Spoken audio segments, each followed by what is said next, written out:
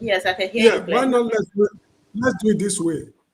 Let us start with the problem at hand. That is the killing of the priests Okay, in that's Edo correct. State. Okay, Yeah, yeah. Then during the discussions, I will bring in this map.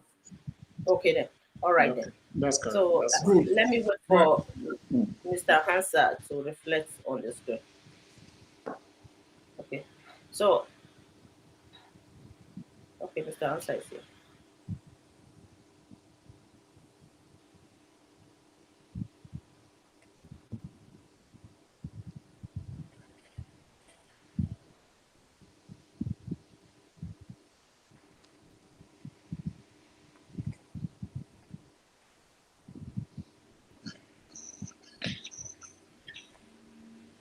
Mr. Hansa, can you hear us? Mr. Hansa, okay. Let me do the introduction. We'll bring Mr. Hansa to the screen again. So, very quickly, I would like to welcome all our audience to today's program, and it's going to be a fantastic one. So, joining us all the way from Gambia today, Mr. Liberty Akpojebe. Thank you for joining the program today. And we also have our big brother all the way from Italy, Malam Iridia Usakwe. Thank you for joining us all the way from Italy today, sir. Yeah. Thank you for having me. I appreciate it. Okay. Yes, sir. So, Mr. Akpojebe is not new on this program. Mr. Osakwe, today is his first day of joining our political discussion on Nebo TV. So very quickly, we are here to discuss about what happened in Edo State a few days ago, that a Catholic priest was kidnapped and killed in Auchi. Mr. Akpojebe is here to show us the map of what they call Sambisa Forest in Borno and River States. Okay. Thank you, madam, for having me. Um, the issue is that by now, we Nigerians, both at home and abroad, we should be tired of saying we're tired, because the government of the day has failed us catastrophically. That's not what actually we're here for, but we should be tired of saying we are tired. Now, the issue is this. This is a security problem in a country that is supposed to be one of the leading powers of Africa, that cannot secure, that cannot guarantee the security of our citizens. Neither can the government guarantee if our lives and properties. At the beginning of every year, billions of naira is being budgeted for quite a lot of things, and nothing actually is being done with the money. And this is the situation we find ourselves today. Now, this is a security problem, as I've said. Let me quickly go through what happened in some parts of Nigeria in the past concerning security-related matters, and how these issues were handled. I will start from Edo State.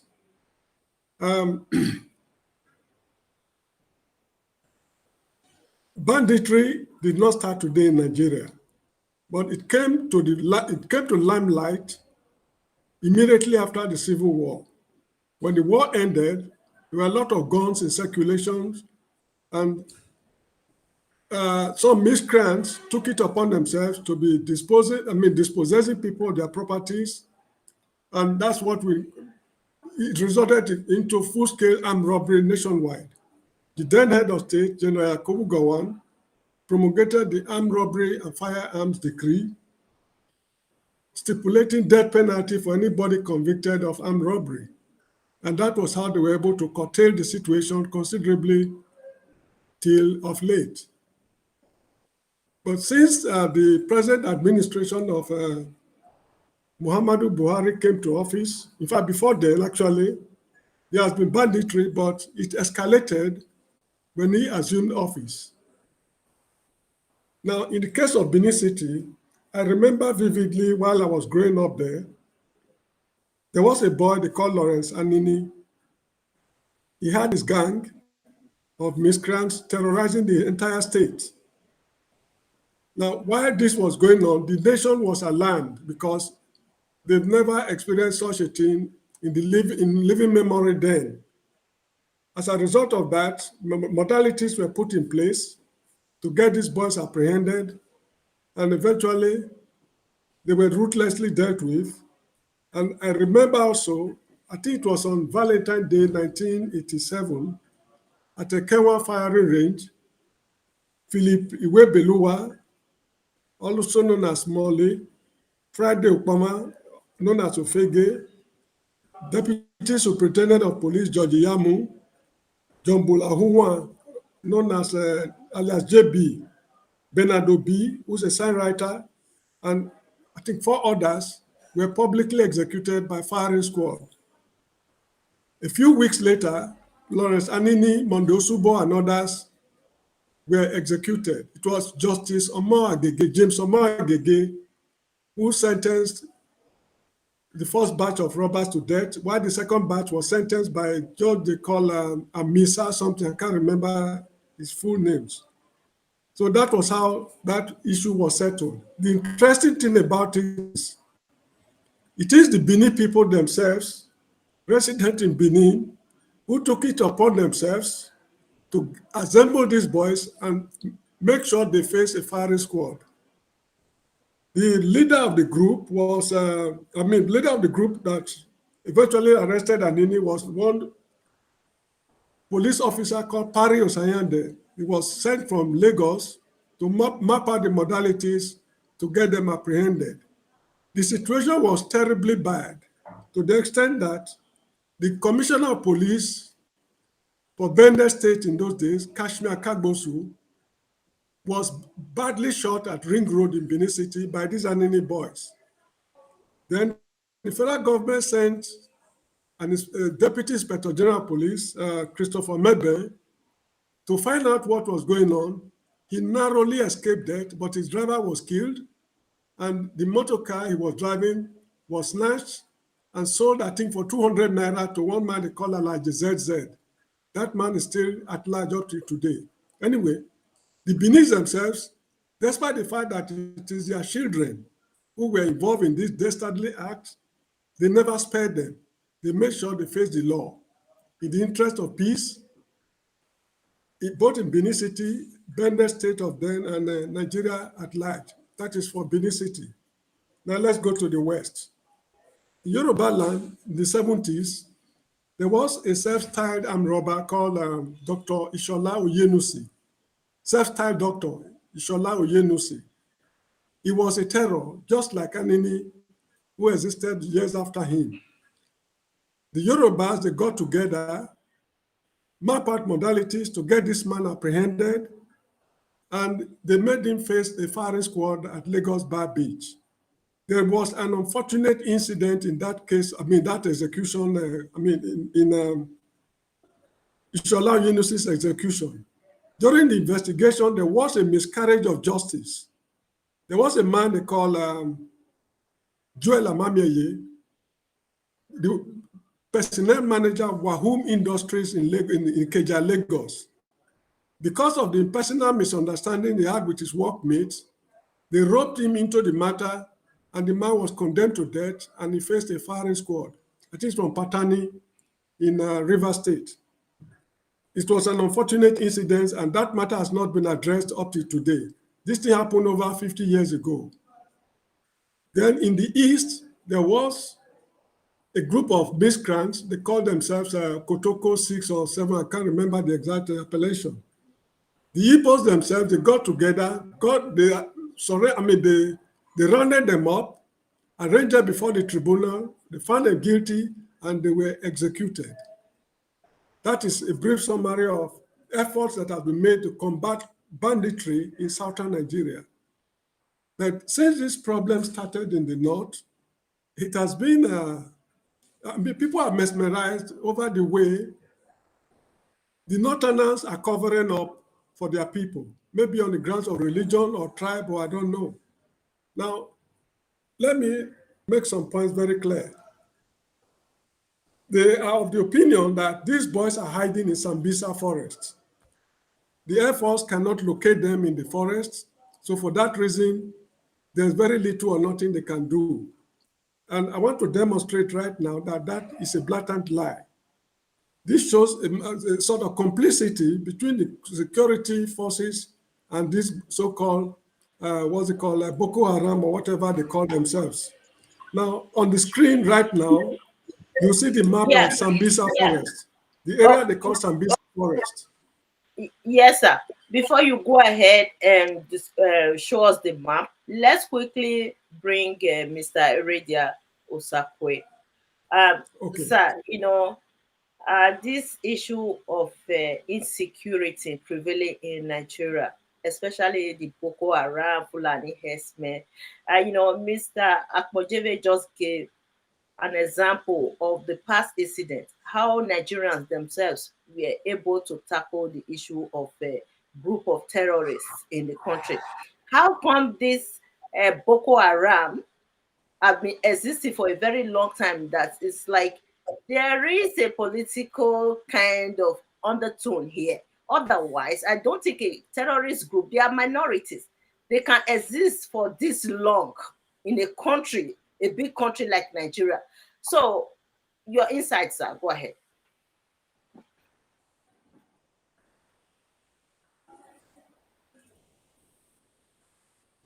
Oh, Yeah, okay. sorry, Yes, go now. ahead. Yes, okay, now. Yes, once more, I want to thank you very much for having me. And I really appreciate to be part of this program today. The truth of the matter, I listened keenly to what Uncle just said, and he's quite right. When it comes to the issue of insecurity, as we see it today, it's quite different from what Uncle enumerated before.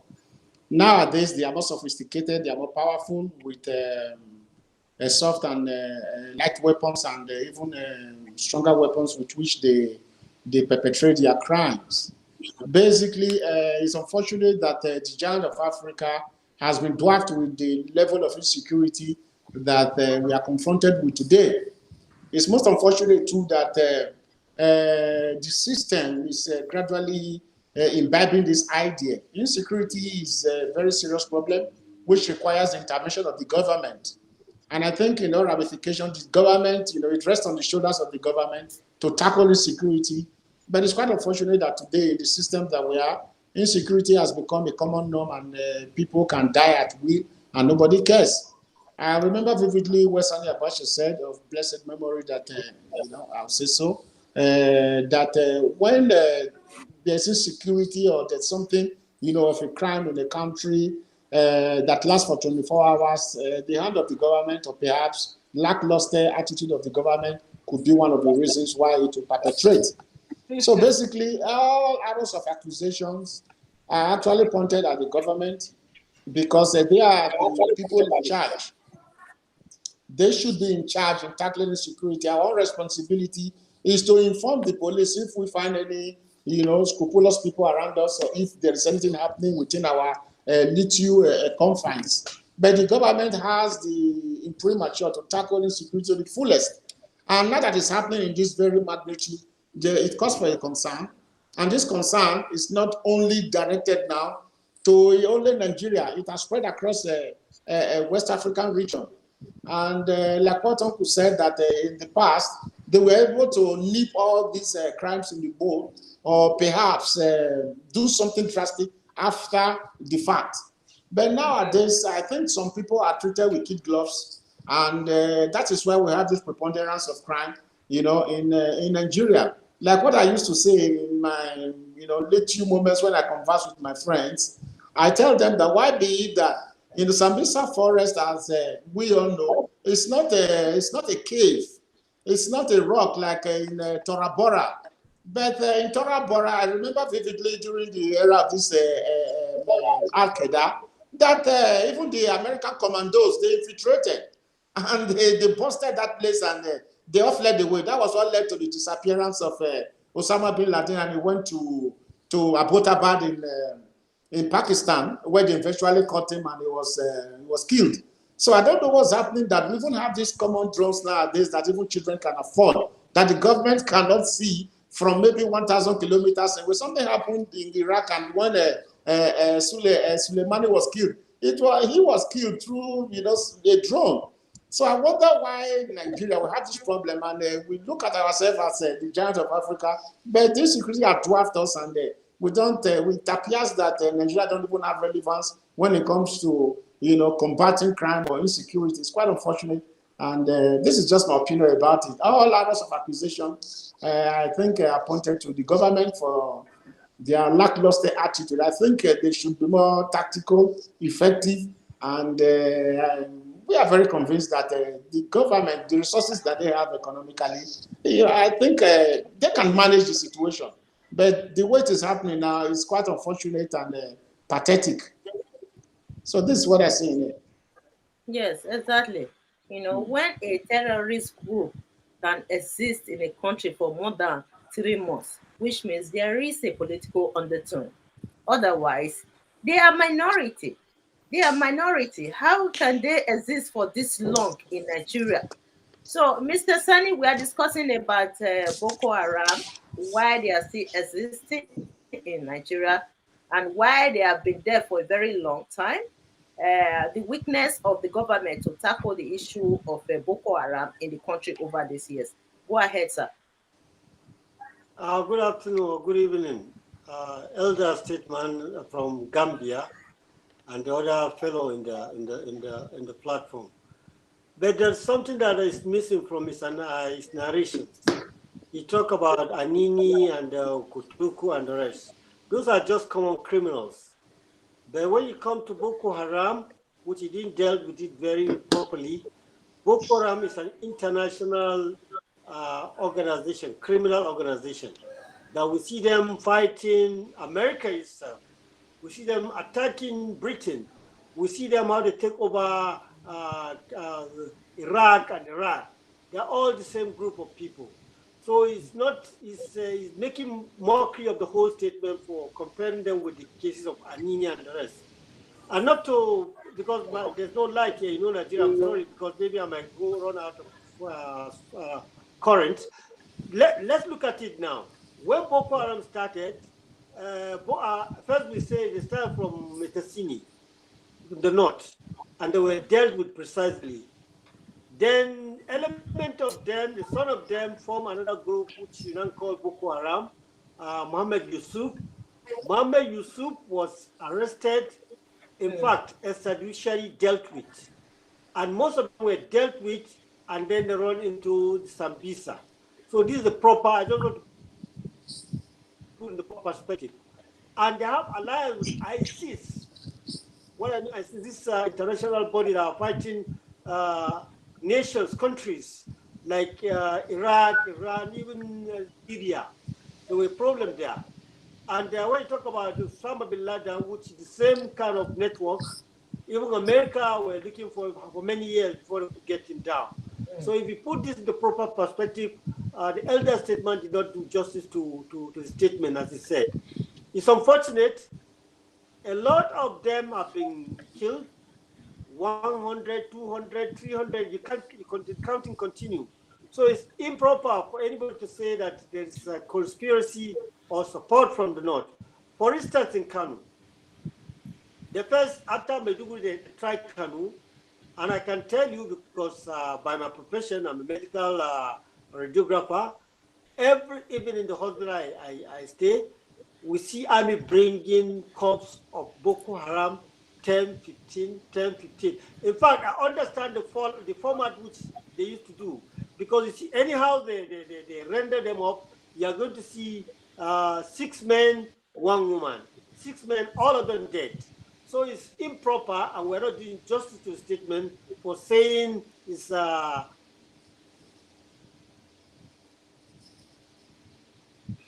Mr.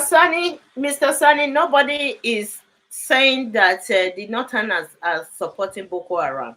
When you look at the issue of Boko Haram in the country, it's affecting the Northerners more than other regions in Nigeria. What do you think about his comment, Mr. Sani? No, the truth of the matter is that I am a Nigerian and I talk as a Nigerian. My concern is not exclusive to any particular region.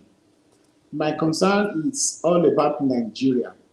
if we have a problem in one geographical location in Nigeria, it automatically affects other regions. So basically, whatever that is happening in the north, I once lived in Maiduguri.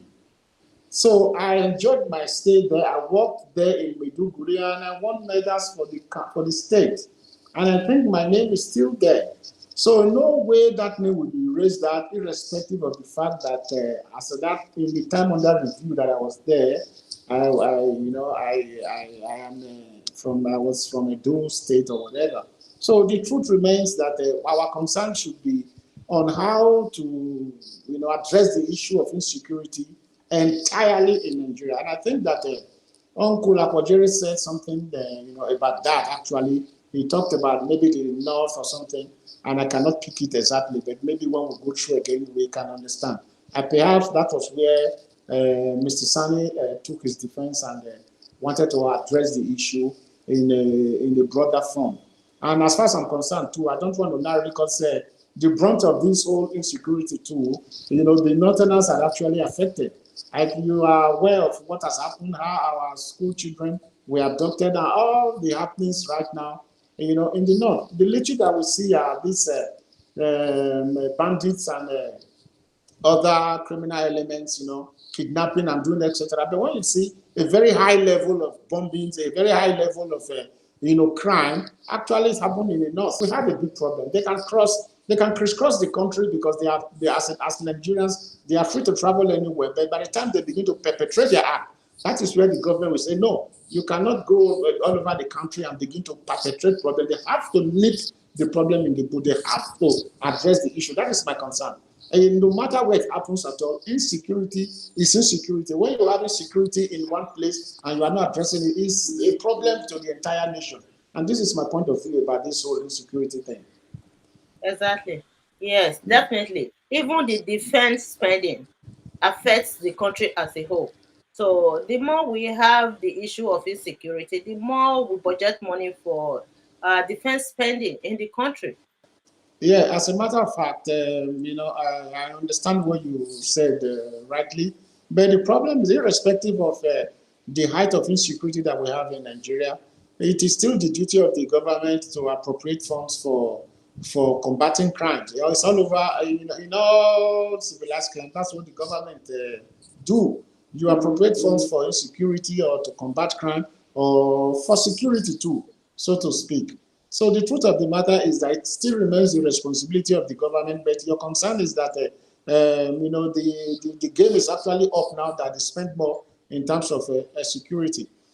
So but basically, if I have to, add my voice to what you said, the government should, invest money in security, and the money must be judiciously spent so that, crime can be brought to its barest minimum. I am aware that crime cannot be eradicated completely, but it can be controlled. And the resources of the federal government or the state governments should be channeled appropriately to combating crime, so that those that are in the habit of committing crime should know that the government is up with them. But it's quite unfortunate that many of them are treated with kid gloves, like I said before, and that is why you see some perpetrating under the guise of so many names and etc. And the government too, actually do not enforce it to the letter. They do it haphazardly. I think that I always commend the way the Americans do their own. If there is an issue, they tackle it very decisively and see to the root of the matter. And it happens in Italy too. If you have a group of criminals, committing crimes and doing all sort of behavior that's inimical to civility, they will tackle them headlong. They'll be frontal. I think the Boko Haram too and all other criminal elements in Nigeria, they've been treated so much with kiddos. I know what Mr. Sani said, that oftentimes they see them in the hospital because of the nature of his job. I think they should do more, because if they kill 10 Boko Haram and 20 Nigerians are slaughtered, we see so many on the social media space, how they kill people, how they treat people, kidnap people, pregnant women, mothers, lactating mothers, and etc. The way they deal with them. I think that the locations that they are should not be an issue. And oftentimes, too, you see that They communicate with the people that they kidnap, for example, the kidnappers too. And I don't know what is the problem that they cannot trace these people and tackle them. Sometimes they will say that it is they don't want to, involve civilians there. When it comes to issues like this, it's an issue that has to be treated very decisively. And to sanitize the city or to sanitize the country, heads must roll. People must die, and especially these criminals too. They should treat them without sentiments. This is my concern. Yeah, if we cannot fight Boko Haram, why can't we also seek like help from international institutions? But I think that professionally they are doing that. The government cannot reveal their secrets. I think the government is working in tandem with other countries in terms of combating crime. They have this, the Interpol is there. They cross-fertilize ideas when it comes to tackling crimes. They know, they get information. They are aware. The international body, they are concerned too. Just that the government or the investigation department or whomever that are in, they don't actually speak on how they are working.